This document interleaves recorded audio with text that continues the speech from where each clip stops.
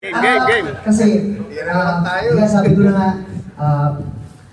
I'm really very proud of being a part of Quezon City. At saka talagang napamahal din sa akin ang Quezon City Hall. Kasi ang unang nag-introduce sa akin ng Quezon City Hall is kasi hindi ko na nakakapasok dyan eh. Through, si Ma'am Charito Planas. Kaya panahon pa rin siya. Kaya super, anak-anakan niya ako, kaya siya sa akin yan.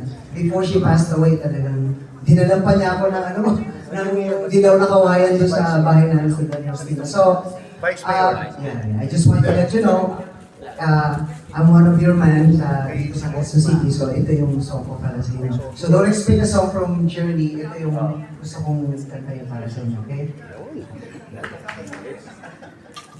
Whenever I'm weary from the battles that's rage in my head, you make sense of madness when my sanity hangs by a thread.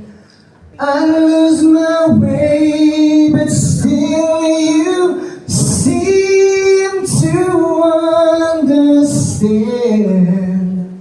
Now and forever,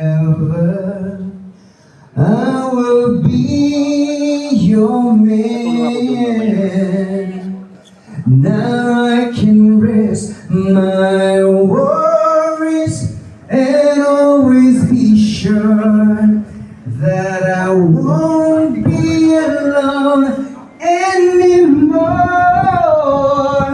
If I'd only known you were there all the time, and all this time.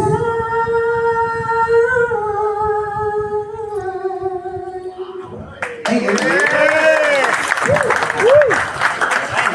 Magandang araw po sa lahat. Pasensya na po, iiwanan ko po kayo. Meron pa lang po akong appointment na afternoon po. Pero thank you so much.